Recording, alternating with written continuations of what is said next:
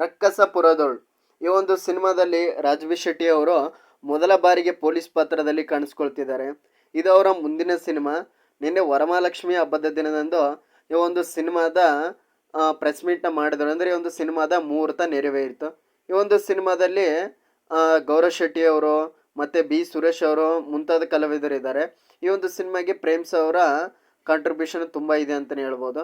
ನಂತರ ಈ ಒಂದು ಸಿನಿಮಾದಲ್ಲಿ ಸ್ವಾತೀಶ್ ಕೃಷ್ಣನ್ ಅವರು ಮತ್ತು ಅರ್ಚನಾ ಕೊಟ್ಟಿಗೆ ಅವರು ನಾಯಕಿಯರಾಗಿ, ರಾಜ್ಬಿ ಶೆಟ್ಟಿ ಅವರಿಗೆ ನಾಯಕಿಯರಾಗಿ ಪಾತ್ರವನ್ನು ಮಾಡ್ತಿದ್ದಾರೆ.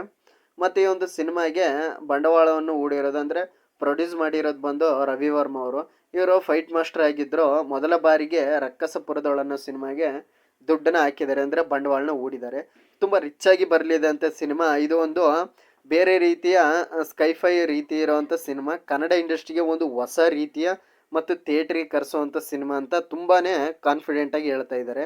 ಮತ್ತು ಇವ್ರಿಗೂ ಕೂಡ ರಕ್ಷಿತಾ ಪ್ರೇಮ್ ಅವರು ಮತ್ತು ಪ್ರೇಮ್ಸ್ ಅವರ ಸಾಥು ತುಂಬಾ ಇದೆ ಅಂತಲೇ ಹೇಳಬೇಕು. ನಂತರ ಈ ಒಂದು ಸಿನಿಮಾದಲ್ಲಿ ಮೊದಲೇ ಹೇಳ್ದಾಗೆ ಪ್ರೇಮ್ಸ್ ಅವರ ಅಸೋಸಿಯೇಟ್ ಡೈರೆಕ್ಟರ್ ಆಗಿರೋವಂಥವರು ಈ ಒಂದು ಸಿನಿಮಾನ ಡೈರೆಕ್ಷನ್ನ ಮಾಡ್ತಿದ್ದಾರೆ.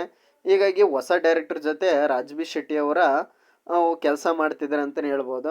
ಅವರು ಕತೆಗೆ ಮಾತ್ರ ಒಂದು ಇಂಪಾರ್ಟೆನ್ಸ್ನ ಕೊಡ್ತಾ ಇದ್ದಾರೆ. ಹೀಗಾಗಿ ಒಂದು ಪೋಸ್ಟರ್ ಕಡೆ ಬರೋದಾದರೆ ಅಲ್ಲಿ ನಿಂತಿರೋದು ರಾಜ್ಬಿ ಶೆಟ್ಟಿ ಅವರು, ಅಂದರೆ ಪೊಲೀಸ್ ಪಾತ್ರದಲ್ಲಿ, ಮತ್ತು ಮುಂದೆ ಇರೋದು ನಮ್ಮ ರೆಫ್ಲಿಕೇಟ್ ಅನ್ನೋ ರೀತಿಲಿ ಇದೆ. ಅಂದರೆ ಟೈಟ್ಲ್ ಹೇಳೋ ಹಾಗೆ ರಕ್ಕಸಪುರದೊಳ್, ಅಂದರೆ ರಕ್ಕಸ್ ಅಂದರೆ ರಾಕ್ಷಸ, ಪುರ ಅಂದರೆ ಊರು ಅಂತ. ರಾಕ್ಷಸನ ಊರಿನಲ್ಲಿ ನಡೆಯುವಂಥ ಒಂದು ಕದನ ಆ ರೀತಿಲಿ ಹೇಳ್ತಾ ಇದ್ದಾರೆ. ಅಂದರೆ ಮನುಷ್ಯನಲ್ಲಿ ಒಳ್ಳೆಯದು ಮತ್ತು ಕೆಟ್ಟದ್ದು ಇರುತ್ತೆ, ಅದನ್ನು ಯಾವ ರೀತಿ ನಾವು ಡಿಫೈನ್ ಮಾಡಬೇಕು ಅನ್ನೋದನ್ನ ಈ ಒಂದು ಸಿನಿಮಾದಲ್ಲಿ ತೋರ್ಸಕ್ಕೆ ಹೊರಟಿದ್ದಾರೆ. ಸೊ ಪೋಸ್ಟ್ರು ತುಂಬ ಕ್ಯೂರಿಯಾಸಿಟಿ ಆಗಿದೆ, ನೋಡೋಣ ಯಾವ ರೀತಿ ಸಿನಿಮಾ ಮೂಡ್ ಬರುತ್ತೆ.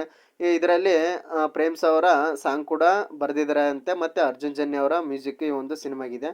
ನೋಡೋಣ, ವೇಟ್ ಮಾಡೋಣ ಯಾವ ರೀತಿ ಬರುತ್ತೆ ಅಂತ. ಸೊ ಇಷ್ಟ ಆಗಿತ್ತು ಈ ಒಂದು ಸಿನಿಮಾದ ಬಗ್ಗೆ. ನನ್ನ ಚಾನಲ್ ಸಬ್ಸ್ಕ್ರೈಬ್ ಮಾಡಿ. ಸಿಗೋಣ ಮತ್ತೆ. Thank you friends.